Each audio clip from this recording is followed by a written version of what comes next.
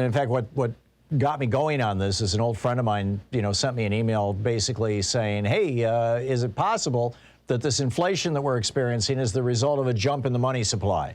And is that jump in the money supply something that the Democrats should be blamed for? Because this is what it says all over the internet. And yeah, there's all these, right-wingers who are like, oh yeah, the Fed is, printing money like crazy, and therefore, and then of course you've got, people like Joe Manchin coming out and saying, well, this Build Back Better thing, putting $3 trillion into the economy over the next 10 years, that, $300 billion a year, that just might cause inflation.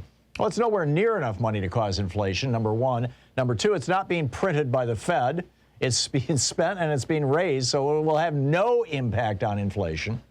And number three, Joe Manchin just says whatever he thinks he has to say in order to be able to protect his damn coal business. But, well, I've been swearing a lot today. I'm going to stop that. My apologies. But you can tell I'm rather upset. But what is causing this inflation? And as I said, in the introduction to the program, Louise has been telling me for years that she's going to put "It all started with Reagan" on my tombstone.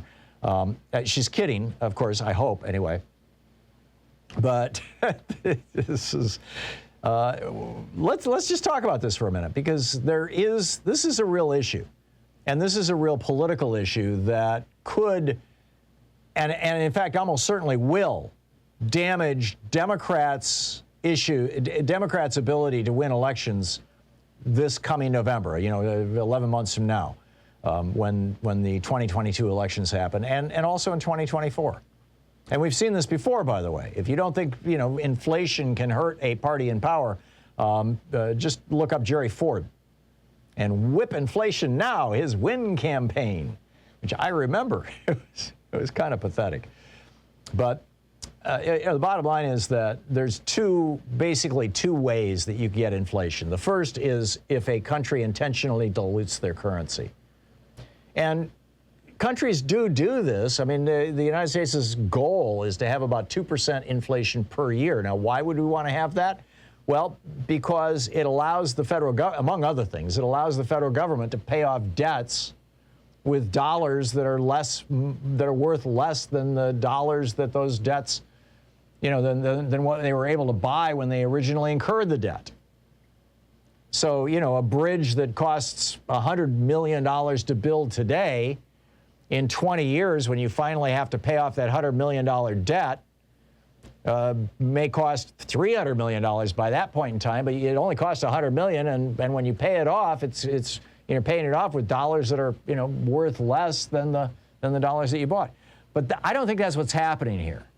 I think that there may be a small role that the money supply plays in this, and if you go to the Fed, the St. Louis Fed, and you look at their M2 numbers, it's pretty weird what happened right after 2008, after the Bush housing crash, when the Fed, for the first time, and to the best of my knowledge, the first time in their history, decided to use monetary policy to keep us out of a Great Depression.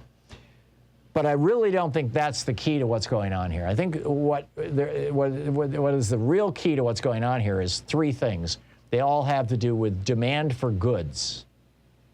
So the first part is that typically we human beings, and this has to do with just kind of human nature, we human beings who have disposable income like to spend that disposable income, and we spend it in two ways.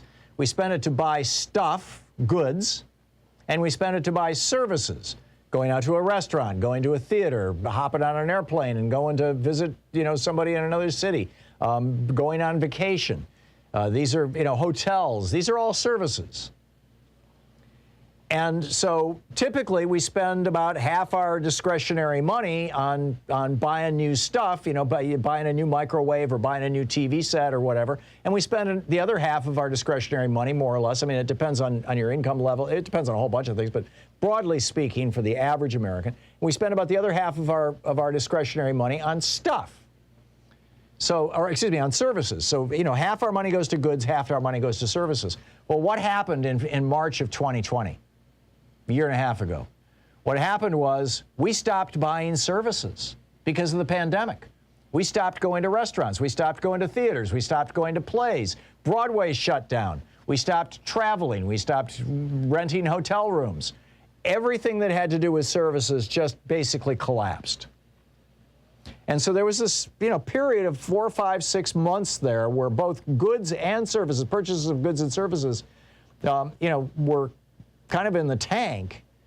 And then, the majority of the American public still had discretionary income, still had an income. And the people who had been unemployed because of the rescue package that the Democrats pushed through while Trump was president, the Republicans opposed it, but Trump signed it. That rescue package, the American Rescue Package, helped out people who were on unemployment. So they had some money to spend. And so it used to be you'd spend half your money on goods, half your money on services. Services aren't available, so what do? You buy twice as many goods because we tend to spend our discretionary money. The vast majority of Americans literally are spending what they're earning every month. It's not the best way to do it, I would argue. You should have savings and things like that, but that's not what most people do. It's the old grasshopper and the grasshopper and the ant story, as I recall. Yes. So what happens is that people are buying more goods. Well, at the same time people are buying more goods, there's fewer goods available because our supply chain, which used to be made in the United States, is now made in China. Whether it's furniture or clothes or toys or electronics or whatever. I mean, walk into Walmart sometime if you can deal with the mask holes and just look around for something made in America. You probably won't find it, or at least you won't easily find it.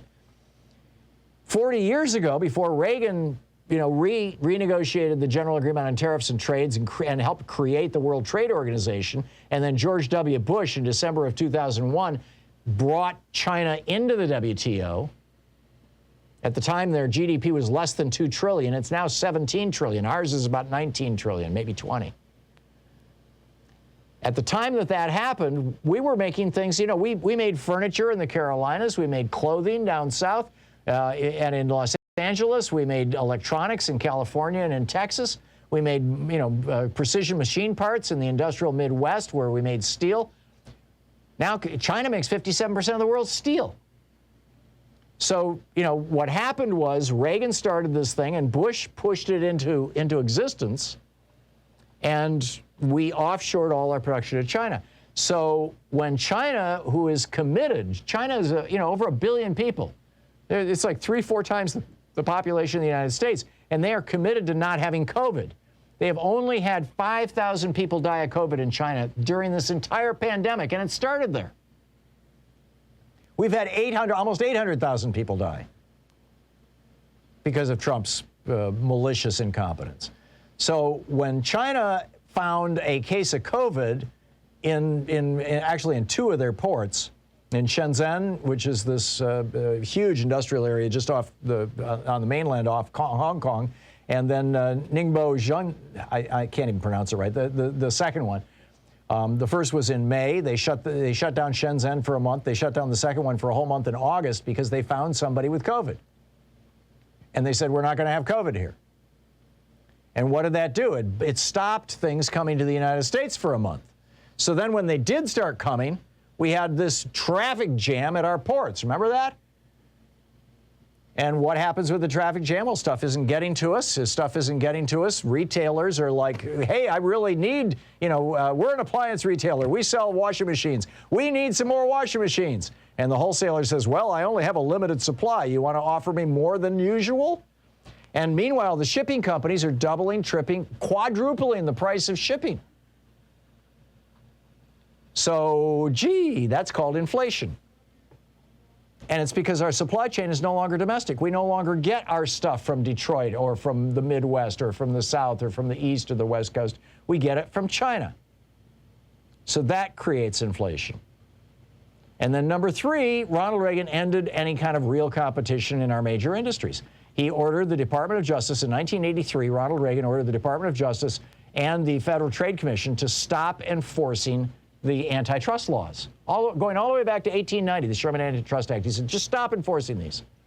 And those of you old enough to remember the Reagan years will remember that 83 was the year that the M&A mania burst wide open. Suddenly, the thing to do on Wall Street was to be a mergers and acquisitions specialist, to go out and buy companies and smash them together and strip them of their pensions and steal all the money from the workers and create giant monopolistic industries out of the debris of hundreds or thousands of small and medium-sized companies.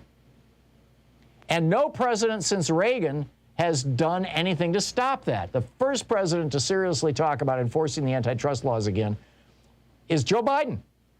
And he hasn't done it yet, he's just talking about it.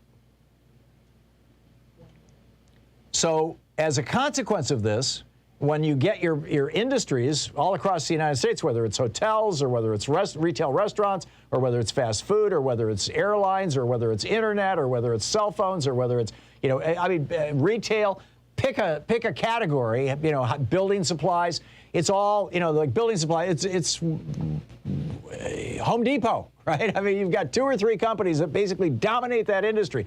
They don't experience competitive pressure. And they're making up for lost time. Look at the last quarter results. American industry this year is more profitable than they've ever been in the history of the United States. Why? Because they're engaging in price gouging. And that shows up as inflation. And they can do price gouging because they no longer have any competition, because of 40 years of neoliberal Reaganism has destroyed any kind of competition and installed monopoly. I wrote a whole book about this, The Hidden History of American Monopolies. How big business killed the American dream is the subtitle. And that's what happened. So monopoly creates inflation. Offshoring our manufacturing creates inflation. And of course, the demand for goods increasing because of the pandemic creates inflation. 2 out of the 3, you can blame them on Reagan.